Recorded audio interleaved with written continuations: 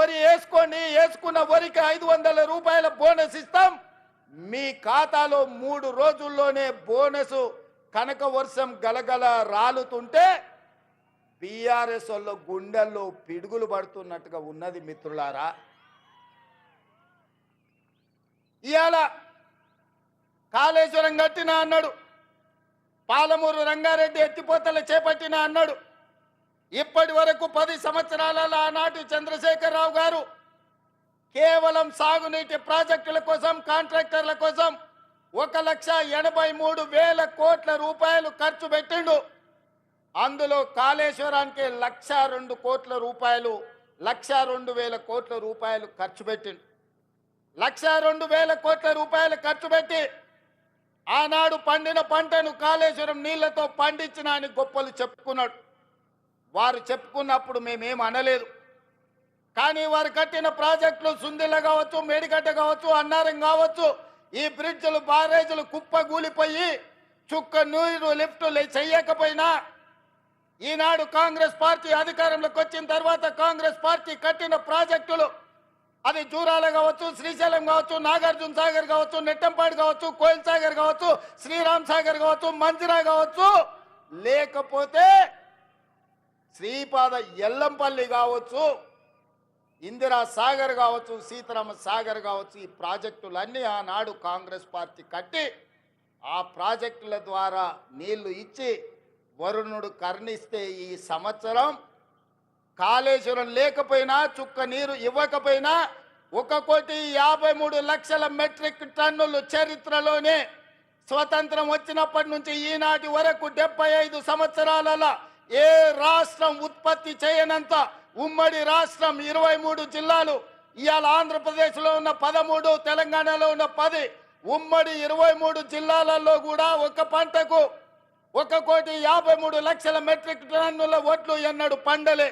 మరి ఇవాళ తెలంగాణ రాష్ట్రంలో ప్రజాపాలనలో మన ప్రభుత్వంలో ఒక పంటకు 66 లక్షల ఎకరాలలో 1,53,00,000 మెట్రిక్ టన్నుల వడ్లు పండించి 500 రూపాయల బోనస్ ఇచ్చి ఇవాళ ధైర్యంగా ఈ గడ్డ మీద, పాలమూరు గడ్డ మీద రైతు పండుగ చేసుకుంటున్నాం. మనకు రైతు పండుగ చేసుకునే హక్కు లేదని బీఆర్ఎస్ వాళ్ళు అంటుండ్రు. మీరు ఒక్కసారి ఆలోచన చేయండి మిత్రులారా. 10 సంవత్సరాలు, మొదటి 5 సంవత్సరాలు 1,00,000 రూపాయల రుణమాఫీ చేస్తా అన్నాడు. 4 విడతలు అన్నాడు, మిత్తి నేనే కడతా అన్నాడు. ఆయన కట్టిన దాంట్లో అసలు కంటే మిత్తికే ఎక్కువైంది. 2018 నుంచి 2023 వరకు మళ్ళీ 1,00,000 రూపాయల రుణమాఫీ చేస్తా అన్నాడు. మొదటి 4 సంవత్సరాలు అన్నా పైసా కూడా ఇవ్వలే.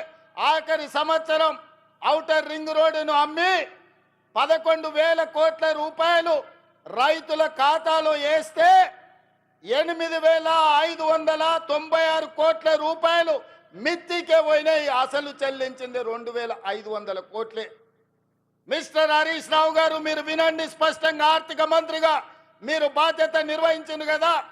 ఔటర్ రింగ్ రోడ్డు 7,500 కోట్ల రూపాయలకు తెగ నమ్మి ఆనాడు కాంగ్రెస్ పార్టీ నిర్మించి ఒక అద్భుతమైన ఆస్తిని నగరానికి, తెలంగాణ రాష్ట్రానికి ఇస్తే దాన్ని అమ్మేసి 5 సంవత్సరాలలో రైతు రుణమాఫీ చేసింది మీరు 11,000 కోట్లు అయితే అందులో 8,500 కోట్ల రూపాయలు మిత్తికే సరిపోయినాయి. మీరు చెల్లించిన అసలు 2,500 కోట్లే. ఇవాళ ఈ వేదిక మీద నుంచి లెక్కలు చెప్తున్నా. ఇవాళ నువ్వు అనొచ్చు, పాలమూరులో మేము లేం కదా, నువ్వు ఎట్లన్నామని. ఇదే లెక్కలు అసెంబ్లీలో నేను లెక్కలు తేలుస్తా. 5 ఏళ్లలో మొదటి సంవత్సరం నువ్వు రైతు రుణమాఫీ చేసినుంటే ఈ 8,500 కోట్లు మిత్తి కాదు, రైతుల అసలు అప్పుకు సరిపోతుండే. మీరు 5 ఏళ్లలో మొదటి సంవత్సరంలోనే రైతు రుణమాఫీ చెయ్యనందుకు ఇవాళ మీరు ఇచ్చిందంత మిత్తికే పోయింది. అందుకే నేను ఆలోచన చేసిన, మా భట్టి గారి సలహా తీసుకున్నా. ఇవాళ నేను ఈ వేదిక మీద నుంచి సగర్వంగా తెలంగాణ రైతాంగానికి గొప్పగా నేను చెప్పదలుచుకున్నా. 29 రాష్ట్రాలలో ఉన్న ముఖ్యమంత్రులను కానీ ప్రధానమంత్రి నరేంద్ర మోడీని, కల్వకుంట్ల చంద్రశేఖరరావును సవాలు విసురుతున్నా.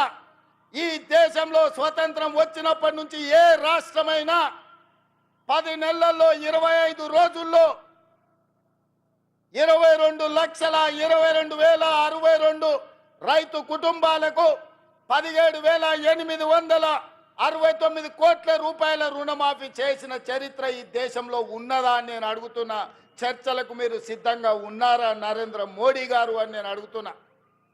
నరేంద్ర మోడీ గారు వస్తారా చర్చకు? కల్వకుంట్ల చంద్రశేఖరరావు గారు వస్తారా? మీరిద్దరు కలిసి రాండి. ఈరోజు మా బట్టి గారు మా చేతుల మీదుగా, మా ఆడబిడ్డల చేతి మీదుగా 3,13,000 కుటుంబాలకు 2,747 కోట్ల రూపాయలు 4వ విడత రైతు రుణమాఫీ చేసిన, మొత్తంగా 25 లక్షల రైతు కుటుంబాలకు 21,000 కోట్ల రూపాయల రైతు రుణమాఫీ మొదటి సంవత్సరంలో చేసిన ప్రభుత్వం, ప్రజా పాలన ఈ దేశంలో ఉన్నదే అంటే అది తెలంగాణ. ఈ తెలంగాణ రాష్ట్రం రైతులకు రుణమాఫీ చేసిందంటే సోనియమ్మ ఆశీర్వాదంతో, రాహుల్ గాంధీ గారు ఇచ్చిన గ్యారంటీతో చేసినామని నేను చెప్తున్నా. అందుకే ఇవాళ బీజేపీ నాయకులను, బీఆర్ఎస్ నాయకులను ఒకరొక్కరికి వస్తారో అందరు కలిసి వస్తారు. ఎట్లొస్తారో అట్లా రాండి. అసెంబ్లీలో తేలుద్దామా, పాలమూరు గడ్డ మీద తేలుద్దామా? మొదటి సంవత్సరంలో 25 లక్షల రైతు కుటుంబాలకు 21,000 కోట్ల రూపాయల రైతు రుణమాఫీ చేసిన పేటెంట్ కాంగ్రెస్ పార్టీ గ్యారంటీ అని నేను చెప్పదలుచుకున్నా.